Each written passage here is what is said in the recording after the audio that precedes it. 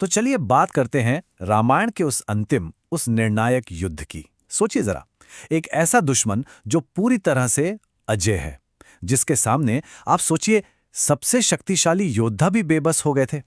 ये कहानी उसी अजेय शत्रु की है और उस दिव्य बुद्धि की जिसने उसे मात दी। सीन है युद्ध भूमि का। हवा में जबरदस्त तनाव है। एक तरफ है दिव्य योद्धा लक्ष्मण और उनके ठीक सामने रावण का बेटा मेघनाद। और मेघनाद का ये जो घमंड था ना, ये सिर्फ बातें नहीं थीं, ये एक भयानक सच्चाई लग रही थी। उसका हर एक प्रहार, हर एक अस्त्र, सब सब नाकाम हो रहा था। तो सवाल यही उठता है, आखिर क्यों? वो अजेय क्यों था? ये एक ऐसा रहस्य था जिसे युद्ध के मैदान में खड़े बड़े बड़े योद्धा भी नहीं समझ पा रहे थे। सोचिए, उनके सबसे शक्तिशाली दिव्यास्त्र तक बेअसर हो रहे थे। तो फिर मेघनाद की इस अविश्वसनीय शक्ति के पीछे का असली सच क्या था? तो असल में प्रॉब्लम थी ये, मेघनाद का अभेद्य कवच, एक अटूट दिव्य ढाल। देखिए, ये एक ऐसा योद्धा था जो किसी भौतिक ढाल से नहीं, बल्कि भौतिक जगत से परे की शक्तियों से सुरक्षित था। और ये एक ऐसी शक्ति थी जो अकेले ही पूरे युद्ध का रुख रावण के पक्ष में मोड़ सकती थी। अब मैदान में जो हो रहा था वो किसी को समझ ही नहीं आ रहा था। हैरान करने वाला था बिल्कुल। लक्ष्मण के दिव्य बाण या तो दिशा बदल रहे थे, शक्तिशाली अस्त्र मानो सोख लिए जा रहे थे, कोई असर ही नहीं। मेघनाद को एक खरोच तक नहीं आ रही थी। मतलब सारे के सारे हमले बेकार जा रहे थे। इससे राम की सेना में जबरदस्त कंफ्यूजन और निराशा फैल रही थी। लेकिन इस अभेद्य कवच के पीछे सिर्फ मेघनाद नहीं था, इसके पीछे था इसका असली मास्टरमाइंड, रावण। ये जो अजेयता थी ना, ये कोई संयोग नहीं था। ये तो रावण की एक बहुत ही चालाकी से बनाई गई दो परतों वाली योजना का नतीजा थी। शक्ति और ज्योतिष की एक खतरनाक रणनीति। तो ये योजना थी क्या? इसके दो हिस्से थे। पहला, रावण महामृत्युंजय मंत्र का जाप कर रहा था, जिससे उसके बेटे के चारों तरफ एक, आप कह सकते हैं, एक आध्यात्मिक ढाल बन गई थी। और दूसरा, उसने नवग्रहों को यानी 9 खगोलीय पिंडों को हेरफेर कर रखा था। क्यों? ताकि मेघनाद की किस्मत में कोई जानलेवा ज्योतिषीय योग बन ही ना पाए।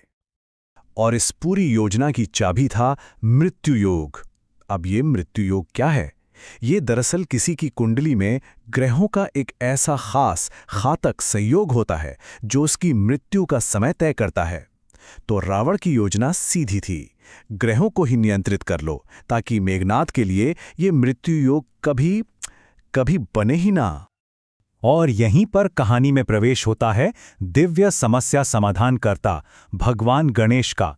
वो इस ब्रह्मांडीय रहस्य को सुलझाने, इस अभेद्य सुरक्षा के स्रोत का पता लगाने के लिए आते हैं।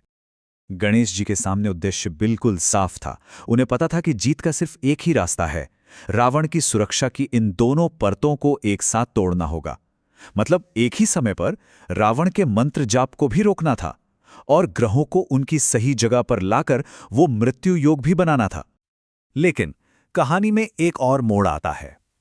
जब गणेश जी ने ग्रहों को हिलने का आदेश दिया तो वो अपनी जगह से हिले तक नहीं, बिल्कुल स्थिर। गणेश जी की पहली कोशिश नाकाम हो गई। और इससे एक बात तो साफ हो गई कि रावण का धोखा जितना सोचा था उससे कहीं ज्यादा गहरा और जटिल था। और यहीं पर खुलता है पहला बड़ा राज, महान ब्रह्मांडीय भ्रम। गणेश जी ने जो देखा वो नवग्रह अपनी जगह पर स्थिर थे, हिल नहीं रहे थे। लेकिन असलियत क्या थी?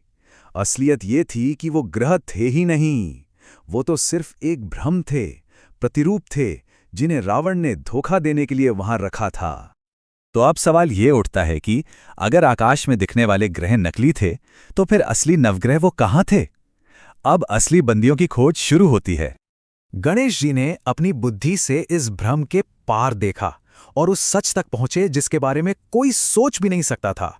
सच ये था कि रावण ने असली ग्रहों को शारीरिक रूप से बंदी बना लिया था। जी हां, बंदी बना लिया था। अब गणेश जी ने इन मौन सुरागों का पीछा करना शुरू किया। उन्होंने देखा कि ये जो ग्रहों के भ्रम थे वो सब एक ही दिशा में देख रहे थे और पितृ पर्वत पर उसी जगह से कुछ हल्की अजीब सी आवाजें आ रही थीं। गणेश जी तुरंत समझ गए कि ये असली बंदी बनाए गए ग्रहों के हताश संकेत थे। और ये था रावण का अंतिम धोखा।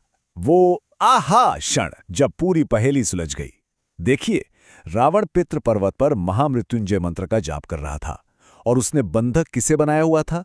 किसी और को नहीं बल्कि असली नवग्रहों को। मतलब वो ग्रहों को दूर से प्रभावित नहीं कर रहा था, उसने तो उन्हें अपने ठीक बगल में ही कैद कर रखा था। अब जब रावण की पूरी योजना सामने आ चुकी थी तो गणेश जी के सामने अगला कदम साफ था, विजय का मार्ग तैयार करना। और वो कैसे होता? मेघनाद के लिए मृत्यु योग का निर्माण करके। तो ये दिव्य समाधान क्या था? इसके 3 कदम थे। सबसे पहला, बंदी बनाए गए नवग्रहों को रावण की कैद से आजाद कराना। दूसरा, मंगल को सूर्य के साथ संरेखित होने का निर्देश देना। और तीसरा, शनि को 5वें से 6ठे ज्योतिषीय घर में स्थानांतरित होने के लिए कहना। ये किसी ब्रह्मांडीय शतरंज के खेल से कम नहीं था। और बस जैसे ही ये सब होता, तभी मेघनाद का वो नियत मृत्यु योग बन सकता था। और उसके बनते ही वो एक बार फिर से भेदने योग्य हो जाता, उसका कवच टूट जाता। तो आखिर में निर्णायक कारक क्या था? एक तरफ था रावण का बल और उसका छल, और दूसरी तरफ थी गणेश जी की बुद्धि और उनका विवेक। और इस पूरी कहानी से एक बात तो बिल्कुल साफ हो जाती है कि विवेक यानी युक्ति हमेशा पार्श्विक बल पर भारी पड़ती है। और यहीं पर यह कहानी हमें एक बहुत बड़े सवाल के साथ छोड़ जाती है। इस ब्रह्मांडीय युद्ध में असल में निर्णायक क्या था, बुद्धि या शक्ति? जब इन दोनों का टकराव होता है तो असल जीत किसकी होती है? इस पर जरूर सोचिएगा।